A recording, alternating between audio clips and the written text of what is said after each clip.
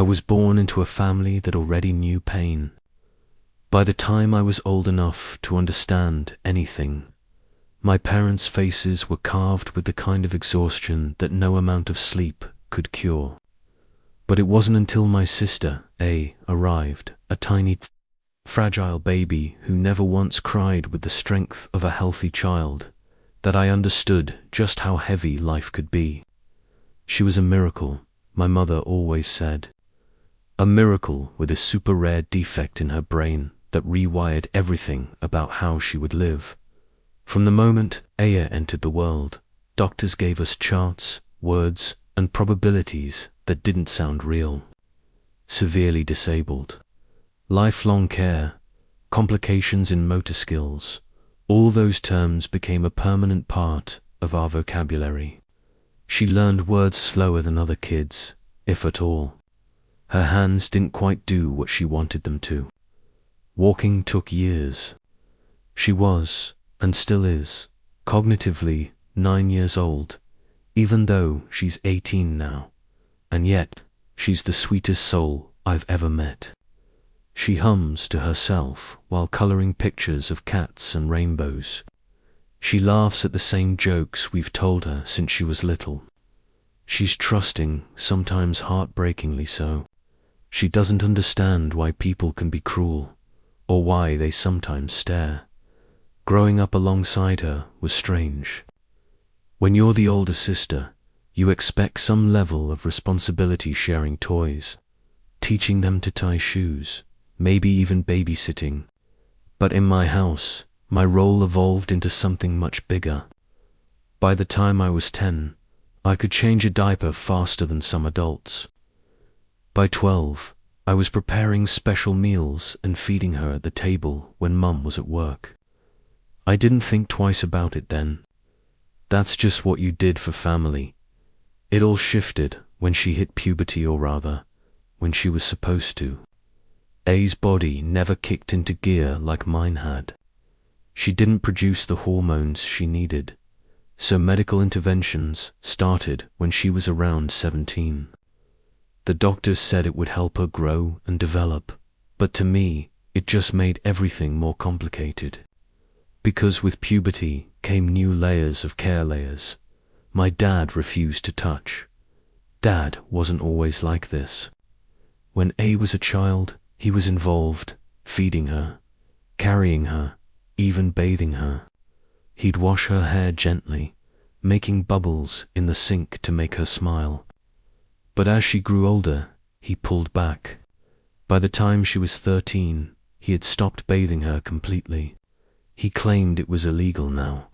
He said, "She has boobs." The courts would call it abuse. I was too young to question him at first. It made me uncomfortable too. But what didn't make sense was how fast he placed the burden on me. I was 15 when he first said it outright. "You're her sister. You're a girl. This is your job now." His tone was final, like a gavel had struck. He never asked if I was okay with it. He never asked if I wanted to. He just decided. For A, none of this mattered. She doesn't think about these things the way I do. To her, I'm just her helper, her safe person. I'm the one who makes her food, who takes her to the bathroom, who brushes her hair. In her eyes, that's love. And maybe it is. But it's also a responsibility that feels like it's choking me, because I'm 19 now. I'm not a child. I've been living with depression and anxiety for years, though Dad likes to pretend otherwise. I've been planning to move out for months, trying to find a stable income so I can finally breathe. And yet, every day, I'm reminded of how much A depends on me, because Dad has engineered it that way. Ever since he brushed this job off onto me, I've been trying to reverse it. I encourage A to do small things for herself. I show her how to soap her own arms.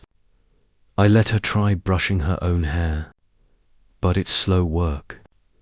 She's been conditioned to think I'll always do it. And Dad, he never steps in. He just watches from the doorway, arms crossed, like a judge waiting for me to fail. The worst part isn't even the work. It's the way he talks about it. When I tell him he's sexualizing something innocent bathing his disabled daughter, he flips it back on me. He says I'm the one who's thinking that way.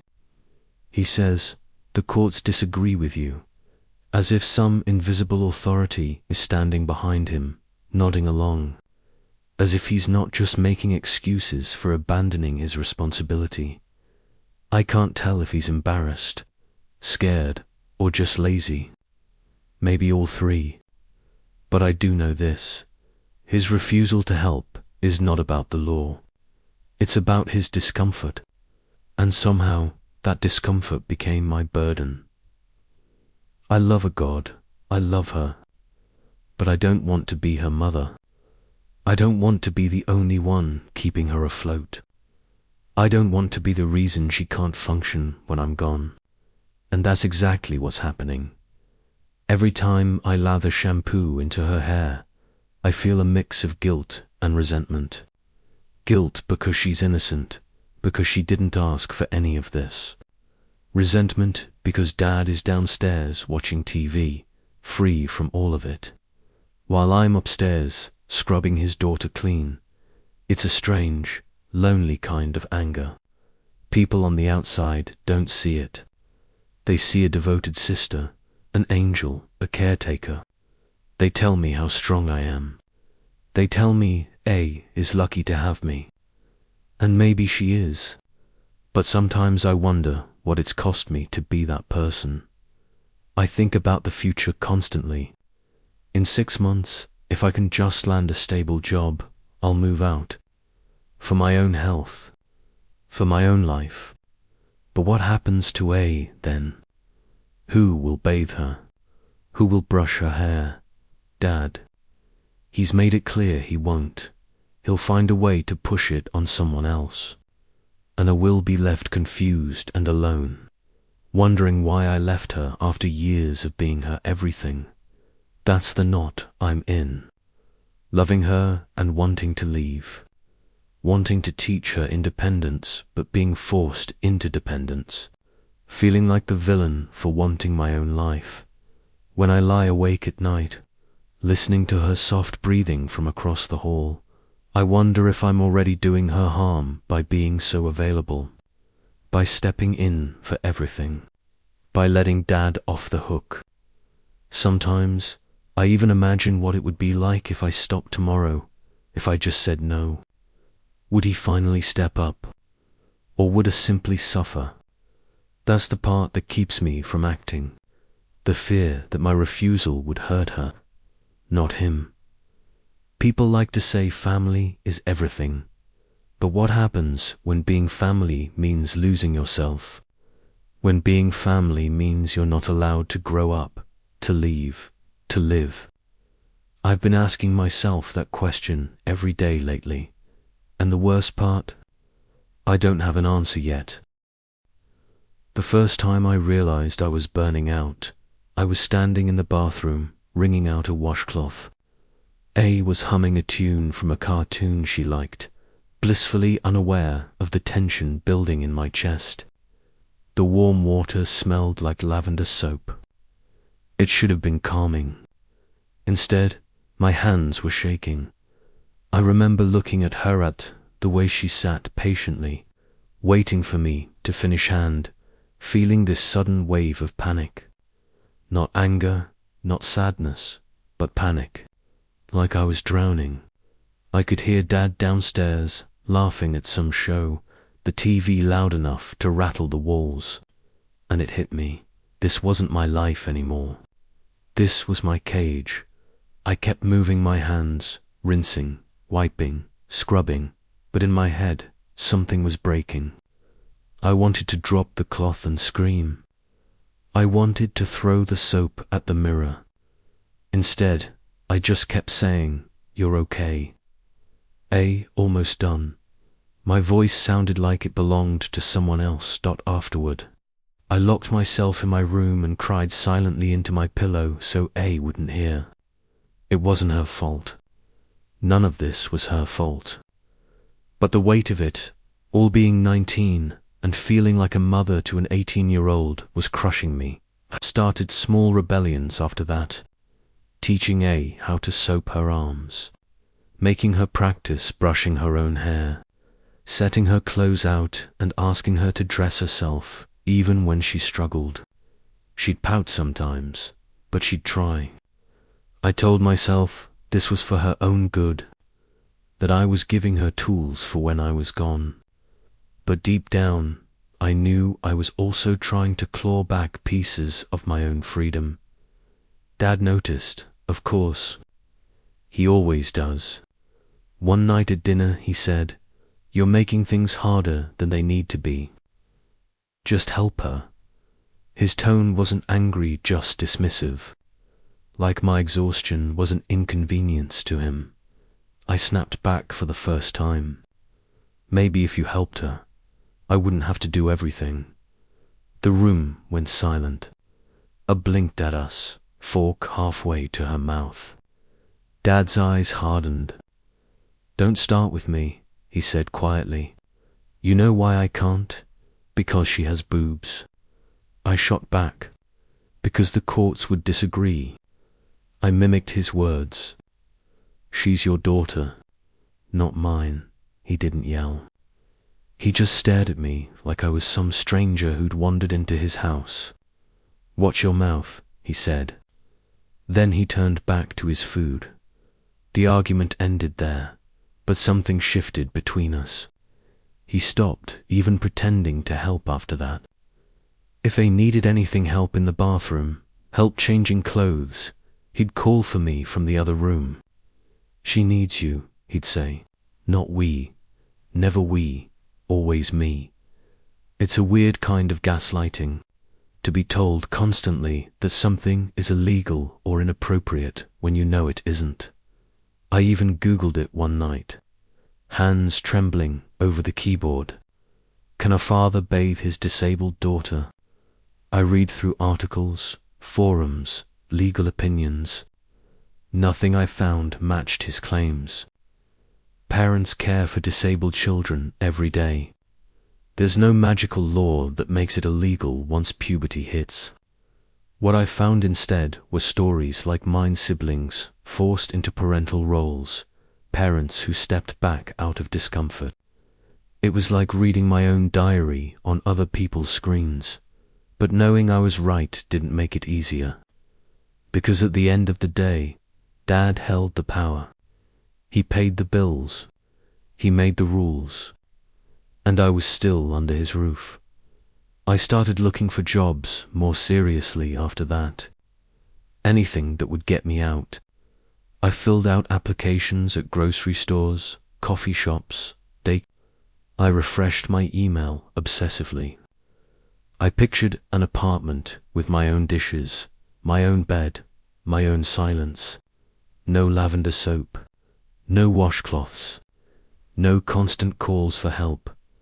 And yet, every time I thought about leaving, a pit formed in my stomach. Not guilt exactly, more like dread. Because I know she doesn't handle change well. If I left tomorrow, she'd be lost.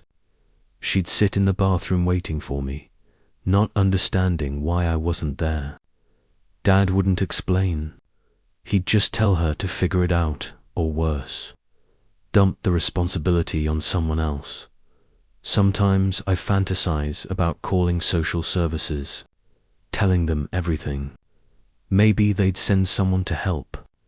Maybe Dad would be forced to step up.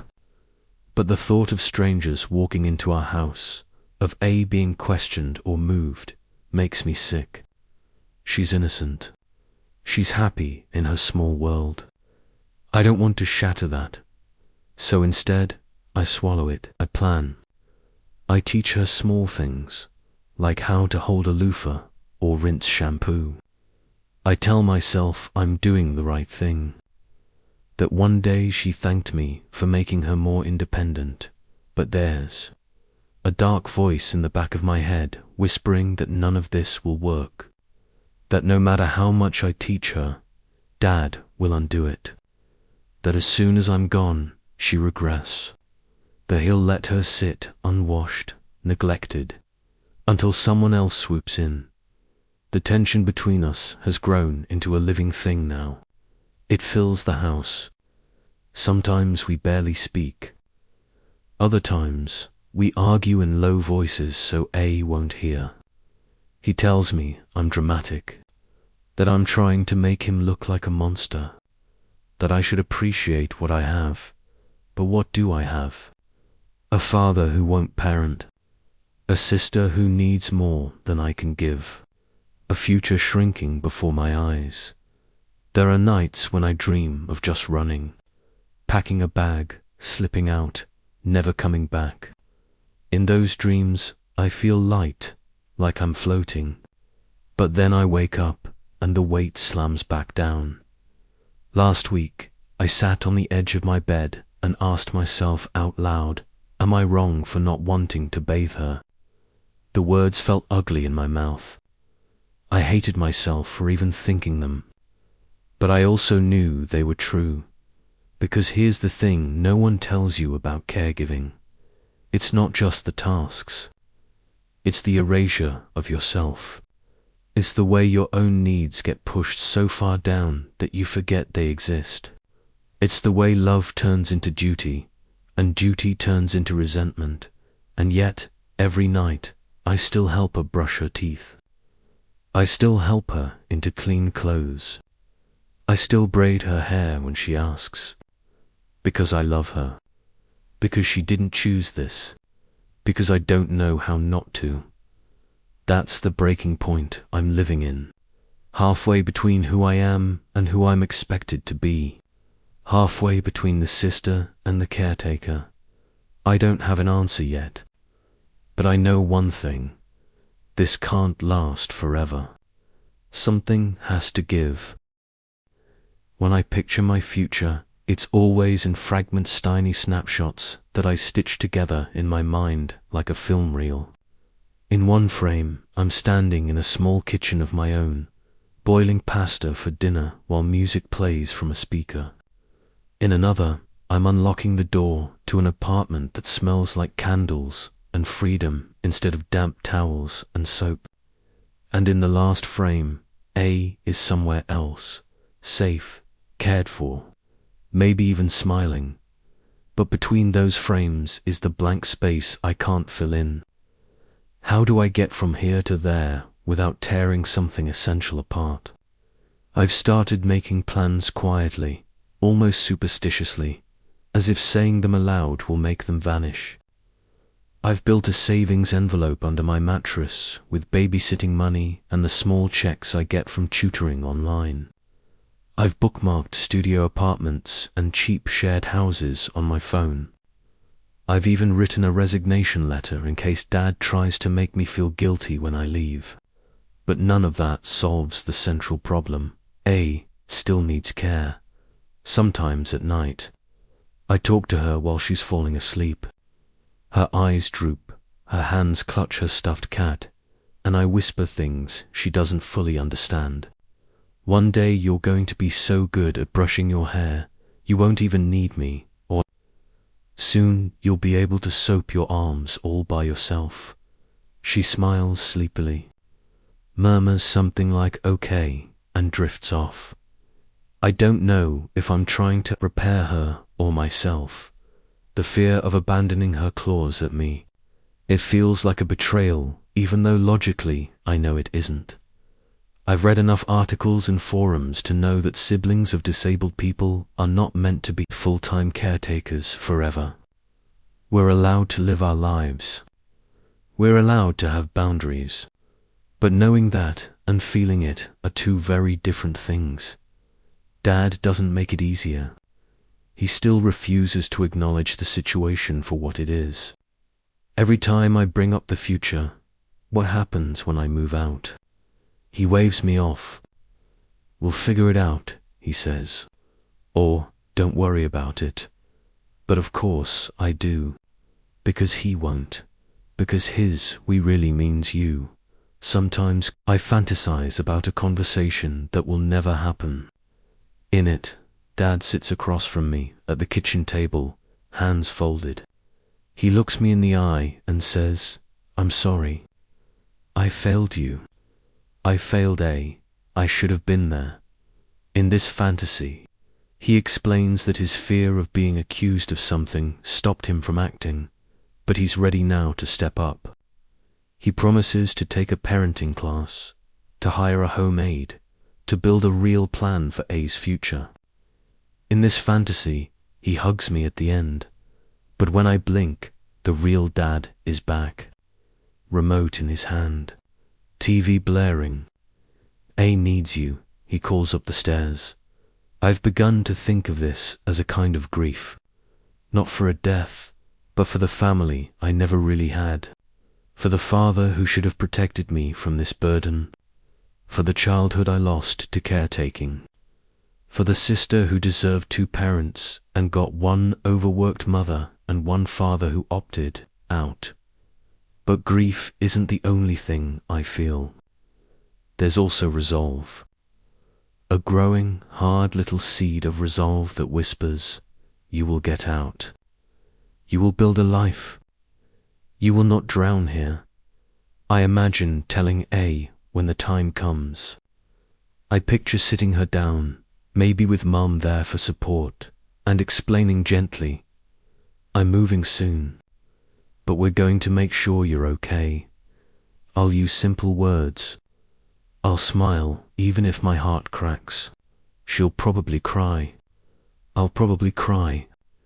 But she deserves the truth. In my more practical moments, I've started researching resources, adult day programs, respite care, disability services. It's overwhelming, but it's something. If Dad won't plan, I will at least leave a trail for whoever comes after me. There's also the possibility, scary but real, that I may have to involve outside help. Not because I want to punish Dad, but because A needs more than we can give her alone. Social workers, home health aides, people trained for this. People who won't see bathing as taboo, but as part of care. I'm learning to reframe the question. It's not, am I wrong for not wanting to bathe her anymore? It's how do I make sure she's cared for without sacrificing myself? That shift feels small, but it's monumental. It's the first time I've let myself be part of the equation. I still do the daily tasks. I still help her bathe, still brush her hair, still soothe her when she cries. But now, each time, I tell myself, this is temporary. This is not forever. This is not who you are. It's just what you're doing right now. Sometimes I catch glimpses of who I could be outside this house. I am in a cafe, laughing with friends. I'm walking through a park at sunset. I'm sleeping in a bed without waking at the sound of my name. And in those moments, I feel both hope and guilt. But hope wins, at least for a second. I don't know what Dad will do when I finally leave. Maybe he'll step up. Maybe he'll find someone else. Maybe he'll let things fall apart until the system steps in. I can't control that. What I can control is how I leave. How the first set A up for the best chance at independence. How I forgive myself for needing a life of my own. In a strange way, telling this story, even if just to myself, is part of that process. It's like I'm reclaiming my voice after years of being silent, saying, this happened, this is happening, and it's not okay. A few nights ago, after putting her to bed, I stood at the bathroom sink and looked at myself in the mirror. My hair was wet from leaning over her bath. My eyes were red, but I saw something new there, too, something fierce. Not anger, exactly, but determination. I'm going to be okay, I whispered. My reflection stared back, tired but steady, and for the first time in a long time, I believed it. I don't know exactly when I'll leave, or what will happen next. I don't know if Dad will change or if A will thrive without me. But I know this. I am not wrong for wanting more. I am not wrong for wanting a life. I am not wrong for setting boundaries. I am her sister, not her mother, not her nurse. Her sister, and that, I've realized, is both my love for her and my limit.